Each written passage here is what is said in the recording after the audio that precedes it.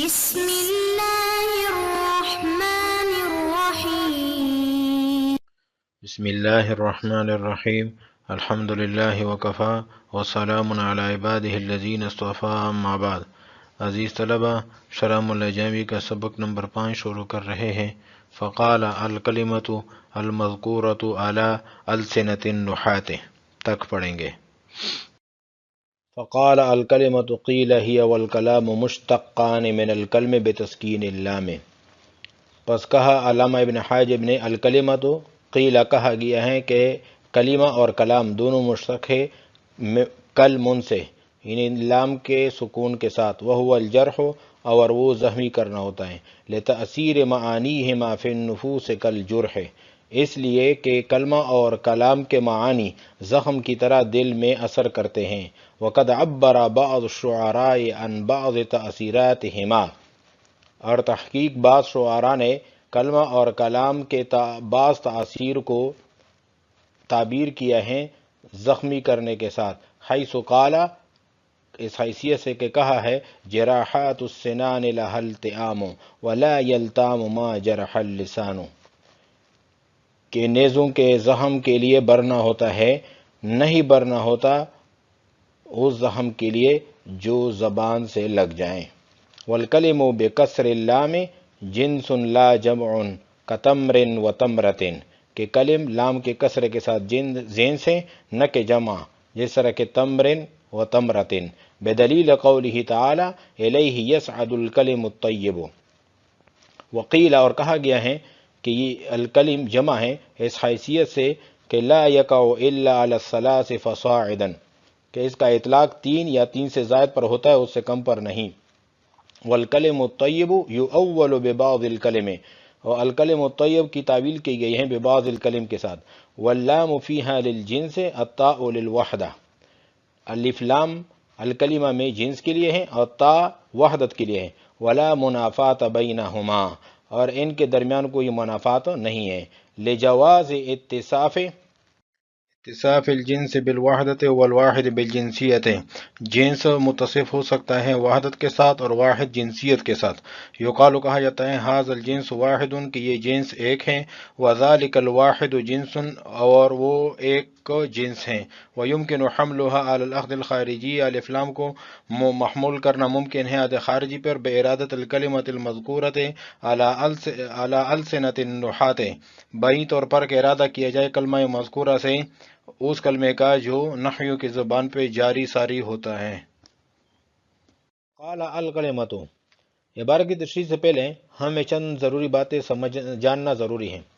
Number 1، پہلی بات تو یہ ہے کہ اشتقاق کیسے کہتے ہیں۔ ایک لفظ کو دوسرے لفظ سے نکالنا 4 شرائط کے ساتھ، ان کے لیے 4 شرائط یہ ہیں: دونوں الفاظ اصل معنی پر دلالت کرنے میں مشترک ہو، دونوں الفاظ سے مراد مشتق منہ ہیں، دونوں لفظوں کے اصلی حروف ایک ہوں، صیغوں میں تغایر ہو، یعنی صیغے ایک جیسے نہ ہوں، مشتق معنی کے اعتبار سے مشتق منہ سے بڑا ہوا ہو۔ مثال ضارب و الضرب، ضارب کا مطلب ہوتا ہے مارنے والا اور الضرب کا مطلب ہوتا ہے مارنا، تو معنی کے اعتبار سے بھی ضاربن بڑا ہوا ہے۔ پھر دوسری بات یہ ہے کہ اشتقاق کی 3 قسمیں: اشتقاق صغیر، اشتقاق کبیر، اشتقاق اکبر۔ دونوں لفظوں کا معنی حقیقی، حروف اصلی اور حروف کی ترتیب میں اتفاق ہو۔ مثال ضاربن و الضرب۔ اشتقاق کبیر، دونوں لفظوں کا معنی حقیقی اور حروف اصلی میں اتفاق تو ہو لیکن حروف کی ترتیب میں اتفاق نہ ہو۔ مثال جذبہ و جبزہ، کھینچنا، مدح و حمدہ، تعریف کرنا۔ اشتقاق اکبر، معنی حقیقی اور بعض حروف اصلیہ اور ان کی ترتیب میں بھی اتفاق ہو۔ مثال سالبہ و سلامہ، عیب لگانا، مدح و مدح، تعریف کرنا۔ قیل ہی والکلام مشتقان من الکلم بتسکین اللام، یہاں سے سوال ہوتا ہے، سوال یہ ہے کہ اشتقاق کے لیے ضروری ہے کہ مشتق اور مشتق منہ کے مابین مناسبت معنوی اور مناسبت لفظی ہو، اور وہ یہاں نہیں پائی جاتی، اس لیے کہ کلمہ کا معنی ہے کہ وہ ایک لفظ ہے جو اکیلے معنی پر دلالت کرتا ہے، اور کلام کا معنی ہے کہ وہ ایک لفظ ہے جو 2 لفظوں سے مرکب ہے اور اپنی اسنادی معنی پر بھی دلالت کرتا ہے، اور کلم کا معنی ہے زخم، تو بظاہر کوئی مناسبت نظر نہیں آ رہی۔ شارح نے جواب دیا ہے کہ مشتق اور مشتق منہ کے مابین مناسبت 3 قسموں پر منقسم ہے: مناسبت مطابقی، مناسبت تضمنی، مناسبت التزامی، یہاں اگرچہ مناسبت تضمنی مطابقی نہیں پائی جاتی مگر مناسبت التزامی موجود ہیں، وہ تاثیر ہیں، یعنی جس طرح کلمہ اور کلام کا معنی میں اثر ہوتا ہے اس طریقے سے زخم کا بھی اثر ہوتا ہے۔ آپ کے آسانی کے لیے ہم نے لکھ دیں لفظ کی دلالت معنی موضوع لہو کے کل پر ہوگی یا معنی موضوع لہو کے جز پر ہوگی یا معنی موضوع لہو کے خارج پر ہوگی۔ معنی موضوع لہو کے کل پر ہو دلالت مطابقی کہتے ہیں، معنی موضوع لہو کے جز پر ہو دلالت تضمنی کہتے ہیں، معنی موضوع لہو کے خارج پر ہو دلالت التزامی کہتے ہیں۔ دلالت مطابقی کی مثال انسان کی دلالت حیوان ناطق پر، اور دلالت تضمنی کی مثال انسان کی دلالت صرف حیوان پر، اور دلالت التزامی کی مثال انسان کی دلالت قابلیت علم پر۔ وَهُوَ الْجَرْحُ، اور وہ زخمی کرنا ہوتا ہے، لِتَأْثِيرِ مَعَانِيهَا فِي النُّفُوسِ كَالْجُرْحِ، اس لیے کہ کلمہ اور کلام کے معانی دلوں میں اثر کرتے ہیں جس طرح کہ زخم کا بھی اثر ہوتا ہے۔ وَقَدْ عَبَّرَ بَعْضُ الشُّعَرَاءِ عَنْ بَعْضِ تَأْثِيرَاتِهِمَا بِالْجَرْحِ، اور بعض شعراء نے کلمہ اور کلام کے بعض تاثیرات سے تعبیر کیا ہے زخم کے ساتھ، جس طرح کہ کہا ہے جراحات السنان لها التئام ولا يلتام ما جرح اللسان، کہ نیزوں کے جو زخم ہوتے ہیں وہ بھر جاتے ہیں، وہ ٹھیک ہو جاتے ہیں، لیکن جو زبان سے زخم لگ جاتا ہے، جو آدمی زبان سے زخمی ہو جاتا ہے وہ ٹھیک نہیں ہوتا۔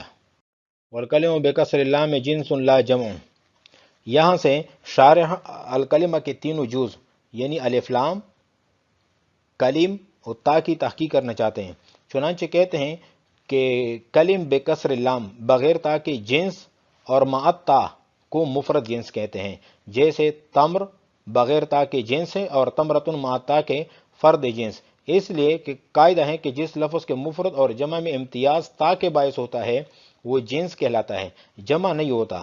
قائلین جنس اپنے دعوے کے اس بات میں باری تعالیٰ کے اس قول کو پیش کرتے ہیں الیہ یصعد الکلم الطیب، یعنی اگر یہ جمع ہوتا تو اس کی صفت طیب نہ آتی بلکہ طیبتن تا کے ساتھ آتی۔ یہ مذہب بصرین کا ہے۔ کوفین کہتے ہیں کہ کلم جمع ہے، جنس نہیں ہے، اس لیے کہ کلم کا اطلاق تین یا تین سے زائد پر آتا ہے، اگر یہ جنس ہوتا تو اس کا اطلاق ایک پر بھی درست ہوتا، حالانکہ ایسا نہیں ہے۔ کوفین کے قول پر بھی اشکال ہیں، اشکال یہ ہے کہ اگر تم کلم کو جمع کہتے ہو تو باری تعالیٰ کے قول الیہ یصعد الکلم الطیب میں الطیب صفت مذکر اور مفرد کیوں واقع ہو رہی ہے، بلکہ اس کی صفت الطیبۃ لائی جانی چاہیے تھی تاکہ جمع پر کلم کا صحیح اطلاق صحیح ہو سکتا، اس لیے کہ موصوف صفت میں مطابقت ضروری ہے اور یہاں مطابقت نہیں ہے، لہٰذا کلم کو جمع قرار دینا باطل ہوا۔ شارح نے اس کا جواب دیا ہے کہ اس آیت میں الکلم الطیب سے مراد بعض الکلم الطیب ہیں، اس تعویل سے الطیب الکلم کی صفت نہیں ہوا بلکہ بعض کی صفت ہوا۔ دوسرا جواب یہ ہے کہ کلم کی صفت کو مذکر اس وجہ سے لائے ہیں کہ جو جمع ایسی ہو کہ اس کے اور مفرد کے درمیان تا سے فرق ہوتا ہو تو اس کی صفت میں تذکیر و تانیث برابر ہیں، پس اس آیت سے جنسیت کلم پر استدلال کرنا صحیح نہ ہوا۔ والکلم بکسر اللام جنس لا جمع، کہ یہ جنس سے جمع نہیں ہے، کتمرن و تمرتن بدلیل قول تعالی الیہ یصعد الکلم الطیب۔ وقیل، اور کہا گیا ہے اس کو، یہ علامہ زمخشری اور کوفین کا مذہب ہے کہ یہ جمع ہے حیث اس حیثیت سے کہ لا یقع الا علی الثلاث فصاعدا، کہ تین یا تین سے زائد پر اس کا اطلاق ہوتا ہے، تین سے کم پر نہیں ہوتا۔ والکلم الطیب یؤول ببعض الکلم، بعض الکلم کے ساتھوں الکلم الطیب کی تعویل کی گئی ہے۔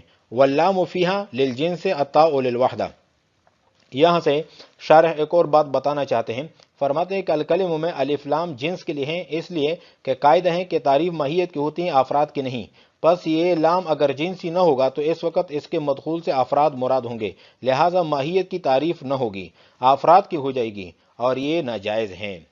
الطاء لوحدت، اعتراض یہاں پر یہ وارد ہوتا ہے کہ کلمہ میں جب الف لام کو جنس کے لیے لے لیا تو یہ جنسیت کثرت عموم کو چاہتی ہیں اور وحدت اس کے منافی ہیں، اس لیے کہ یہ کیسے ہو سکتا ہے کہ الکلمہ میں جنسیت بھی ہو اور وحدت بھی، دونوں میں منافات ہیں۔ اگر لام جنسیت کے لیے ہوگا تو تا وحدیت کے لیے نہ ہوگی، تو اس کا جواب دینے کے لیے شارح نے اس عبارت کا اضافہ فرمایا، جواب یہاں سے دیا ہے ولا منافات بینہما لجواز اتصاف الجنس بالوحدت والواحد بالجنسیت، کہ وحدت کی چار قسمیں ہیں، نمبر 1 جنسی، نمبر 2 نوعی، نمبر 3 صنفی، نمبر 4 فردی۔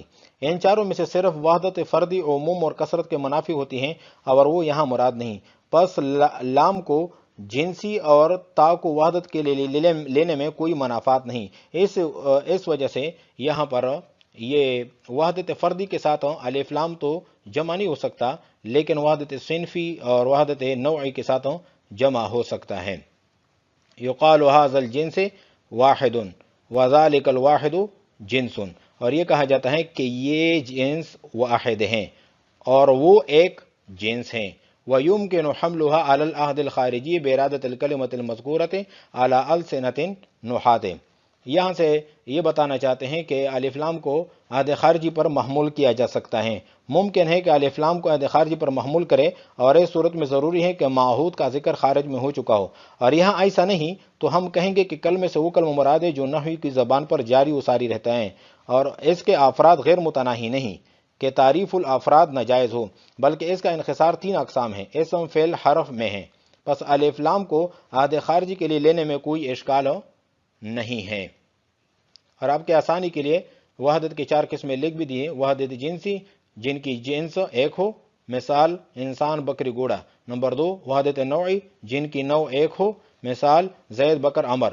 وحدت صنفی، جن کی صنف ایک ہو، مثلا پاکستانی ہو۔ نمبر 4 وحدت فردی، جس میں صرف ایک فرد ہو، مثال صرف زید۔